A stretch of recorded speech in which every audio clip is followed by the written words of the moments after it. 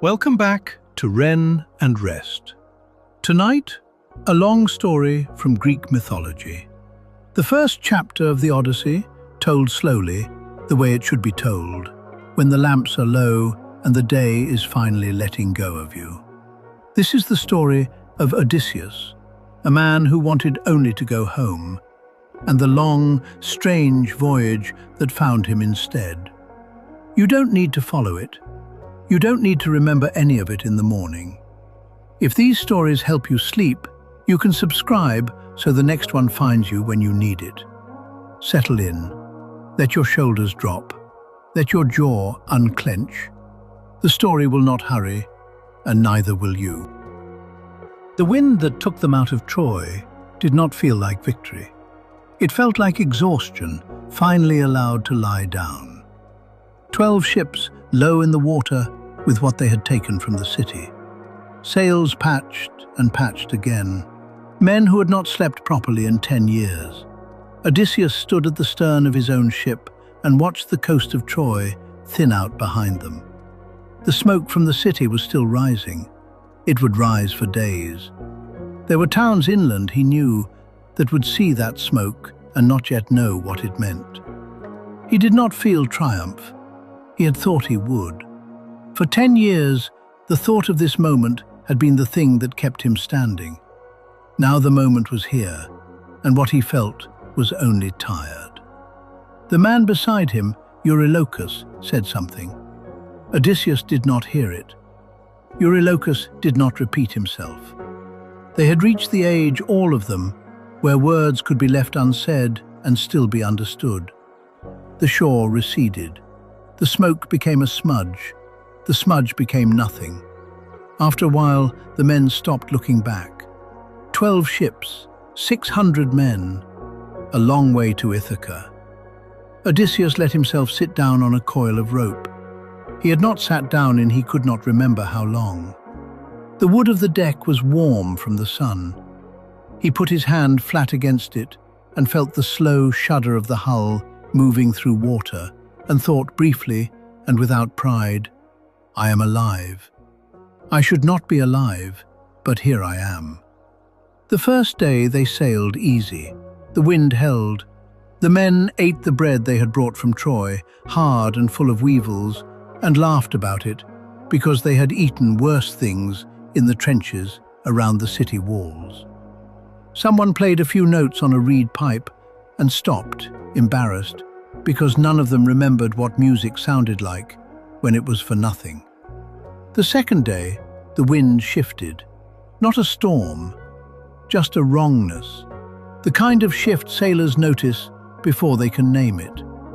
The men tightened the lines and watched the sea and did not speak. By the third day, they had drifted further south than any of them meant to. The coast they had been keeping just over the horizon was gone. The water was a deeper blue, the kind of blue that means depth, that means you are no longer near anything. Odysseus stood at the bow and tried to read the stars when night came. He had been a navigator before he had been a king. He had learned the stars from his grandfather. But the stars he was looking at now were not the stars he knew. They were the same stars, of course. They are always the same stars. But they were arranged in a pattern he could not place against any coast he had ever sailed. He did not say this to the men. The fourth day, they saw an island. It rose slowly out of the morning haze, the way islands do when you have been at sea long enough to forget that land exists. First, a low, dark line, then a shape, then green, unbelievably green. The green of a place that has been left alone for a long time. The men cheered. Some of them, the younger ones who had joined the ships near the end of the war, actually cried. Eurylochus put a hand on the rail and held it there until his knuckles went white. Odysseus did not cheer. He stood at the bow and watched the island grow, and felt for the first time since they had pushed off from Troy the small, cold weight of attention. The way you feel when something is looking back. They turned the ships toward the island. The wind cooperated, finally, after 3 days of indifference. By the time the sun was at its highest, they were dragging the keels up onto a long, pale beach. The beach was empty. The sand was so fine it gave underfoot like flour. Behind the beach, the trees began. They were not trees Odysseus knew. The leaves were too pale, almost silver. The fruits hung heavy and yellow and were larger than any fruit he had seen. He sent 3 men inland. He told them to find water. He told them to find people. He told them to come back before the sun touched the trees. He watched them walk up the beach until the silver leaves swallowed them. Then he sat down on the sand with his back against the keel of his ship, and he closed his eyes for the first time in days. And he listened to the men around him, laughing and eating, and beginning slowly to believe that the war was over. He did not sleep. He could not sleep. He had forgotten how. But he kept his eyes closed, and for a little while the sound of the men was almost enough. The sun moved. The shadows lengthened. The 3 men did not come back. Sleep, when it came on the ships, came in pieces. A man would lean against the rail, and his head would drop forward, and he would catch himself, and the catching would wake him, and he would tell himself he had not been asleep. And a few minutes later, it would happen again. The motion of the boat made it difficult to fall fully under. The motion of the boat also made it difficult to stay awake. By the second night out from Troy, the men had given up on dignity.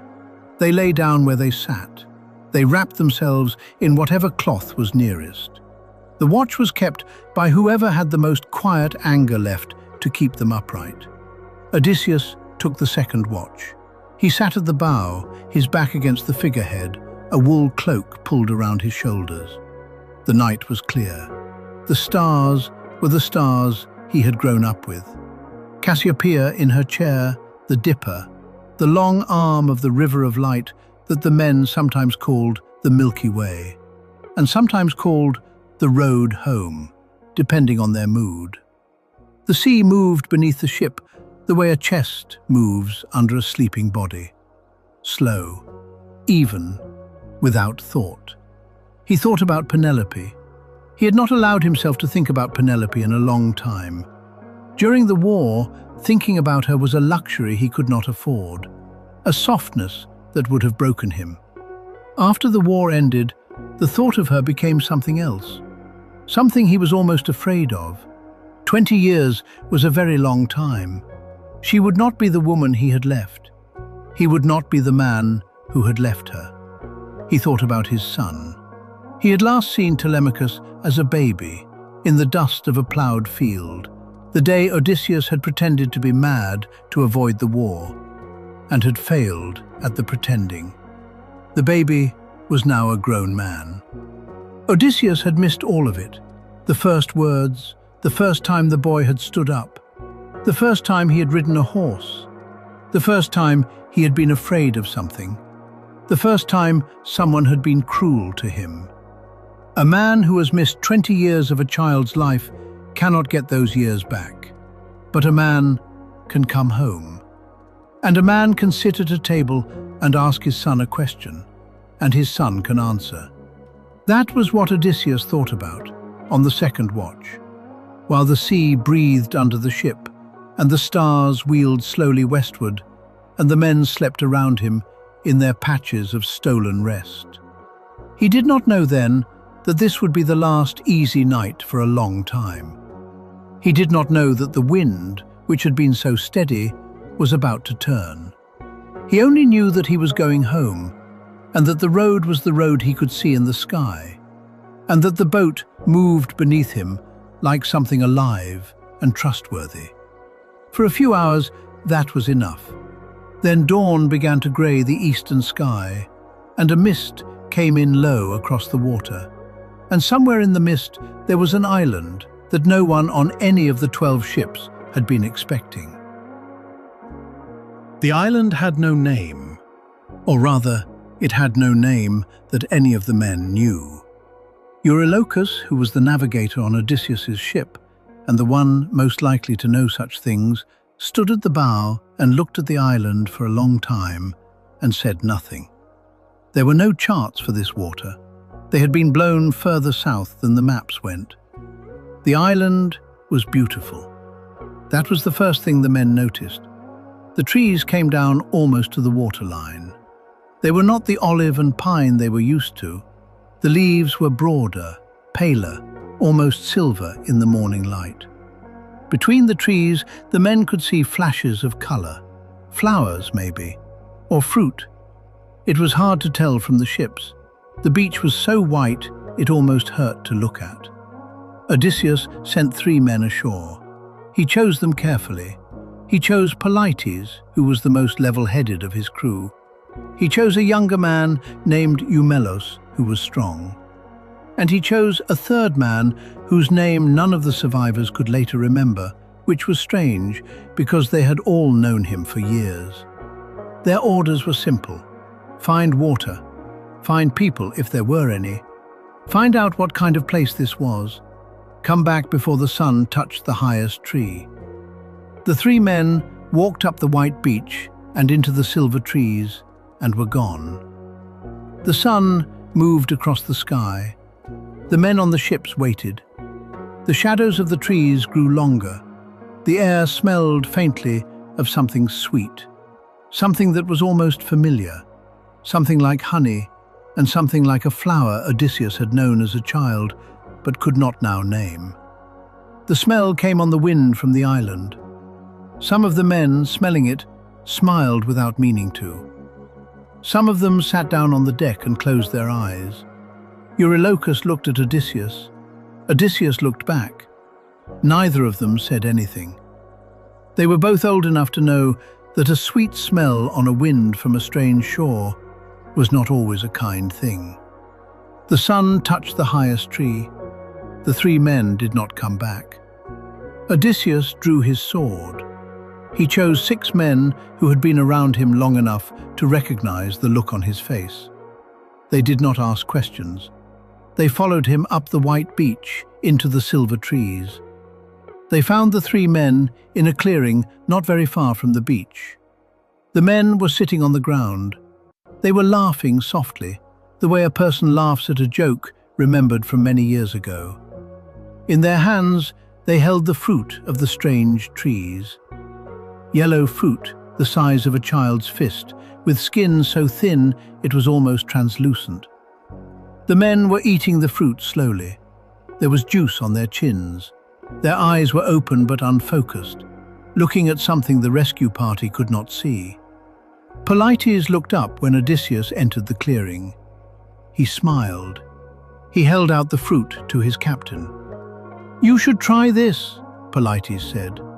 "I don't remember why I came." It took 4 men to drag him back to the ship. He laughed the entire way. He laughed, and he begged them to let him stay, and he wept when they would not. And by the time they got him back to the deck, he was already weeping for something else, something further back, something he could not name. They tied him to the rowing bench. They tied the other 2 men with him. They pushed off from the white beach as fast as they could. And the men at the oars rowed without looking back. And the wind, blessedly, took them quickly out to sea. By the 2nd day, Polyphemus could remember his own name again. By the 3rd day, he wept for what he had nearly chosen. By the 4th day, none of them spoke of it. After the Lotus-Eaters, the men were quieter. They rowed without speaking. They ate without complaining. When Polyphemus passed Eurylochus a piece of bread, he did so without meeting his eye, the way a man does when he is ashamed of something he did not entirely choose. Odysseus understood. He had been the captain of these men for 10 years now. He had learned to read their silences as easily as he read the wind. He let them have their silence. The wind took them eastward, or perhaps northward. The truth was that none of them knew anymore. The stars at night were familiar enough to set a course by, but the coasts they were passing belonged to no map any of them had ever studied. On the 5th day after the Lotus-Eaters, they saw a new island. This one was different. There was no sweet smell on the wind. There was no white beach. The cliffs rose straight out of the sea, dark and rough, with thin lines of grass at the very top, where, impossibly, sheep were grazing. Big sheep, bigger than any sheep Odysseus had ever seen. The men did not cheer this time, but the ships needed water, and there was a small natural harbour at the base of the cliffs, a curved stretch of pebble beach that looked almost like a doorway carved into the stone. They put in. They drew the ships up onto the pebbles. They stood on the beach and looked up at the cliffs and listened. They could hear the sheep moving very far above. They could hear the wind in the grass. They could not hear anything that sounded like a person. Odysseus said, 12 men, with me. The rest of you stay with the ships. He took 12. He took a wineskin from his own personal stores, the dark, sweet wine that Maron, the priest of Apollo, had given him after the war. The wine so strong that Maron had warned him to mix it with 20 parts water. He took the wineskin not because he expected to need it, but because Odysseus had survived 10 years of war by the simple discipline of taking, when he left a place, more than he thought he would need. The 13 men climbed the path that wound up the cliff face. The path had been made by something. Steps had been carved into the rock, but the steps were too far apart for a normal stride. The men had to half climb, half jump from one to the next. By the time they reached the top, the sun was setting. The grass at the top of the cliff was tall. The sheep moved through it slowly, untended, fat. The men found a spring of clear water bubbling up between two stones and drank from it gratefully and filled the skins they had brought. Then they saw the cave. It was set into the rock at the inland side of the high pasture. The mouth of the cave was the size of a small temple. The stones around the mouth had been arranged, not piled, arranged, set there by something that lifted stones the way a man lifts pebbles. Inside the cave, the men could see the orange glow of a fire that had been banked low. Eurylochus said, very quietly, "We should leave." Odysseus did not answer immediately. He should have answered.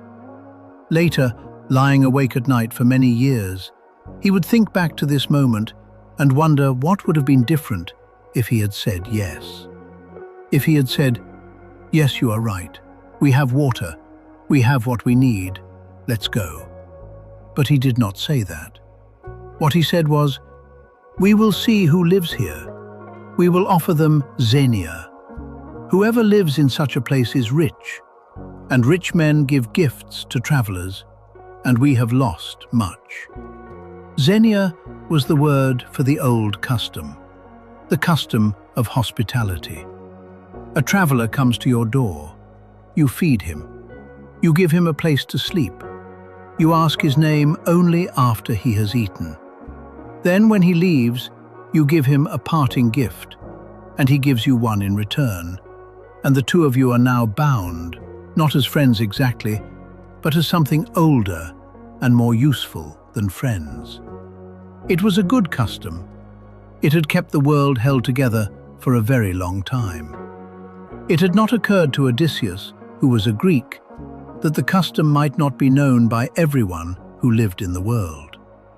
The 13 men entered the cave. It was bigger inside than it had looked from the mouth. The ceiling was lost in shadow far above them. Along one wall, stacked on stone shelves carved into the cave itself, were enormous wheels of cheese, bigger than millstones, white and pale and faintly sweet-smelling. There were wooden pails of milk, each one large enough that a child could have bathed in it. There were pens at the back of the cave, and in the pens, lambs. The lambs blinked at the men with mild, untroubled eyes. Whoever lived here was rich. Whoever lived here was also, very obviously, not at home. The men made a fire. They cut a wheel of cheese.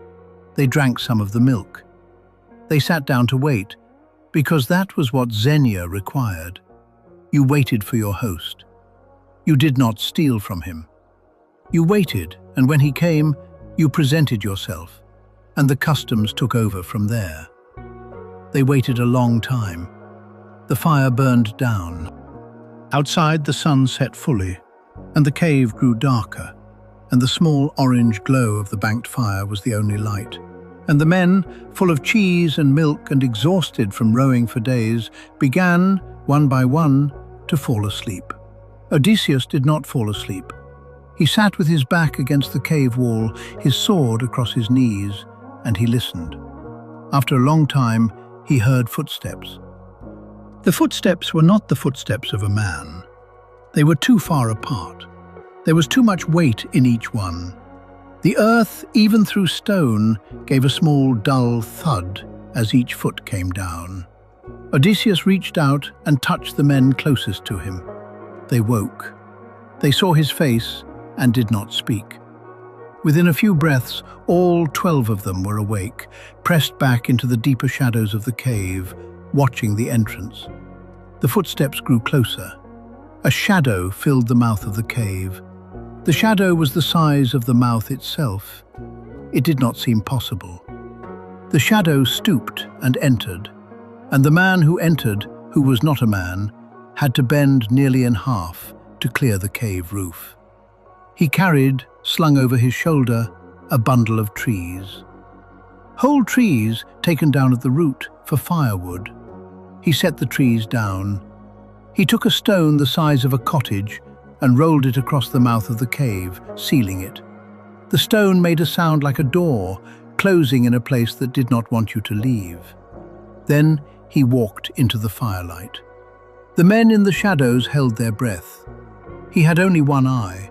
It was set in the middle of his forehead, and it was the size of a shield. His face was otherwise human, more or less, though the proportions were wrong, the way a child's drawing of a face is wrong. The mouth was too wide. The teeth, when he yawned, were too many. He saw the fire the men had made. He stopped. He turned, slowly, and looked into the shadows where the men were hiding. He said, in a voice that was almost gentle, "Strangers, who are you, and where do you come from?" Odysseus stepped forward. He had been a king for 30 years. He knew how to make his voice steady when his hands were not. "We are Greeks," he said. "We were at the war at Troy. The wind has blown us off our path. We come to your house, sir, asking for the kindness that Zeus, the god of strangers, requires." The giant smiled. His smile was the worst thing the men had seen so far. "Stranger," the giant said, "you are a fool. We Cyclops do not care about Zeus. We do not care about gods. We are older than the gods." And then, before any of the men could move, the giant reached down with one hand and picked up 2 of them. He held them up in the firelight. He looked at them the way a child looks at a toy. Then he dashed them against the cave floor and ate them. The other men screamed. They could not help screaming. The screaming did not matter. The stone door was closed. There was nowhere to go. The giant ate slowly. When he was done, he wiped his hands on his beard. He stretched out by the fire and went to sleep.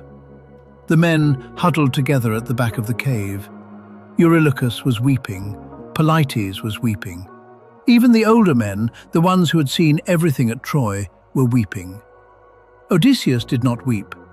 He sat with his back against the cave wall, and he watched the giant sleep, and he thought, very carefully, about the wine he had brought. The dark, sweet wine of Maron the priest, the wine that needed 20 parts water. He thought about a long, sharpened stake. He thought about the eye in the middle of the giant's forehead. He thought for a long time about a name. By the time the giant woke in the morning, Odysseus had a plan.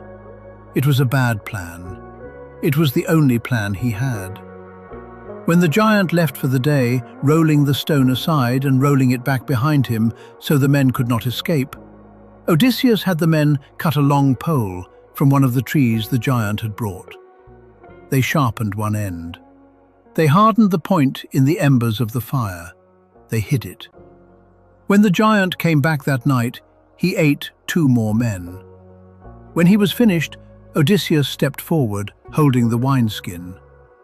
"Cyclops," he said, "take this. It is wine, a gift from us, your guests, so that you may know what good things travelers carry." The giant took the wineskin. He drank it in one long swallow. He smiled. He had not smiled like this before. This smile was almost human. "Stranger," he said, "tell me your name. I will give you a guest gift in return." Odysseus looked up at the giant, at the great single eye, at the mouth that had eaten his men. "My name," he said, "is Nobody." The giant laughed, slowly, the wine already moving in him. "Nobody," he said, "then this is your gift, Nobody. I will eat you last." He laughed again. He laughed until the laugh became a yawn. Then his great head fell forward, and he slept. The fire was almost out. Odysseus and 4 of the men, the 4 who had not been eaten, took the long, sharpened pole. They held it, the 4 of them, with the strength of men who knew that this was the only chance they would ever have. They put the point of it into the embers until it glowed. They lifted it. They carried it across the cave. They drove it into the single eye of the sleeping giant. The cave filled with a sound that none of them ever forgot. It was not a sound a man could make. It was older than language. It was the sound the world might have made when it was younger and stranger. The giant rose. He clawed at his face. He could not see. He stumbled into the cave wall and into the stone shelves where the cheeses were. And he wept, and he roared. And at last he found his way to the cave mouth and rolled the stone aside, and he sat down at the entrance, blocking it, weeping, calling for help. He called out into the night, and his neighbors, the other Cyclopes who lived in caves on the same high pasture, came out and stood at a careful distance. "Polyphemus," they called, "what is wrong? Has someone hurt you?" Polyphemus, the giant, the one-eyed son of Poseidon, called back through his weeping, "Nobody! Nobody is hurting me! Nobody has blinded me!" The other Cyclopes looked at each other. They shrugged. "Well, if nobody is hurting you," they said, "then there is nothing for us to do." And they went back to their caves, and they went back to sleep, and Odysseus, hidden inside the cave, allowed himself for the first time a small, private smile. The plan was working. But the plan was not yet finished.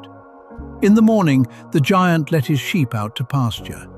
He sat in the cave mouth and ran his hands along each animal's back as it passed, to make sure no man was riding on it. He did not think to check beneath them.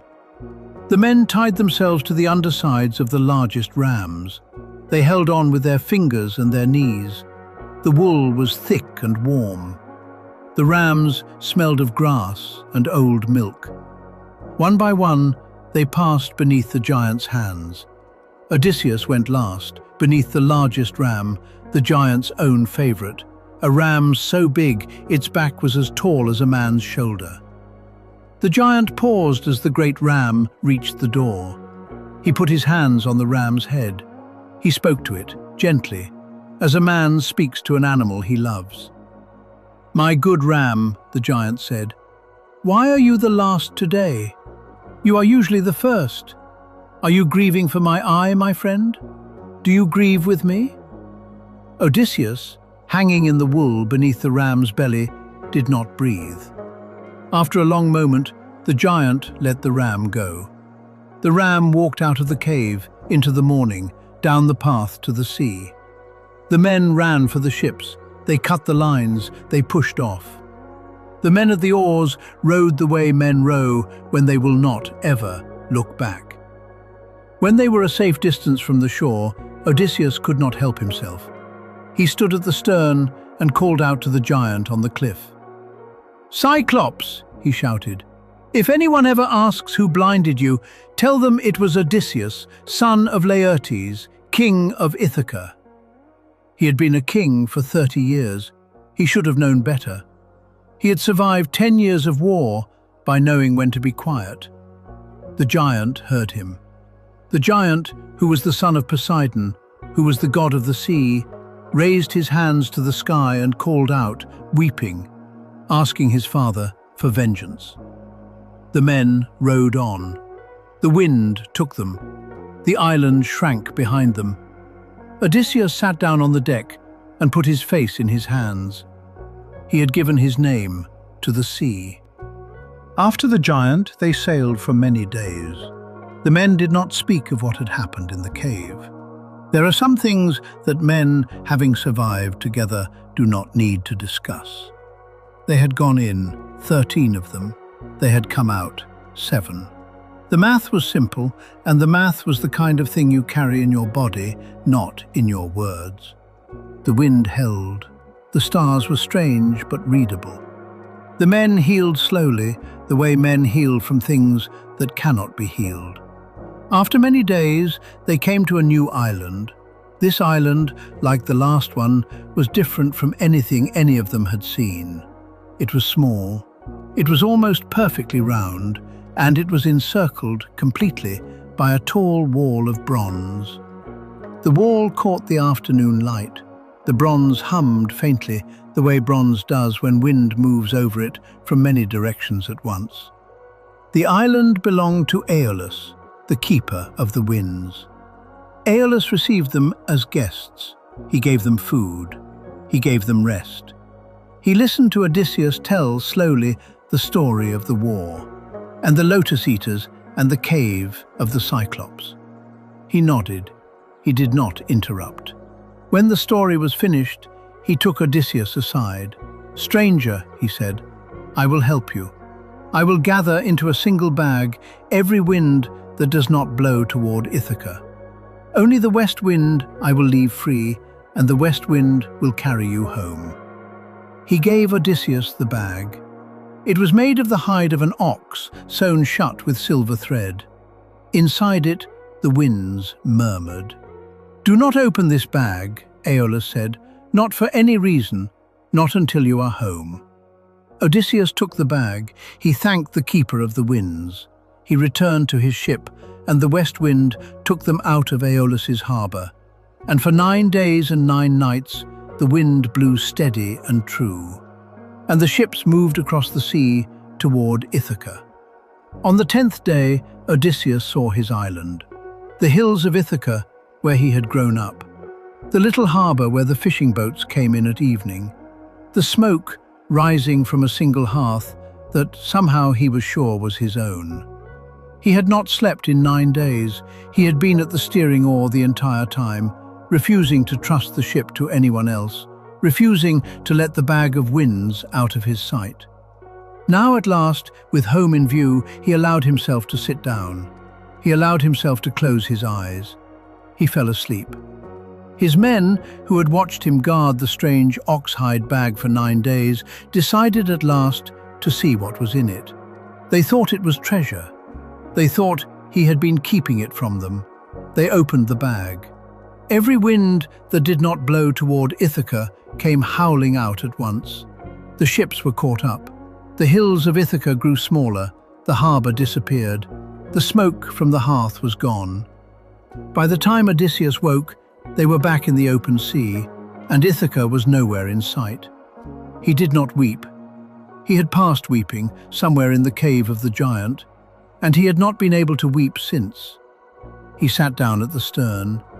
He pulled his cloak around his shoulders. He watched the storm come in, the way a man watches something he has expected for a long time. The ships, small in the rolling water, moved away from home. The wind blew where it would. The night came on.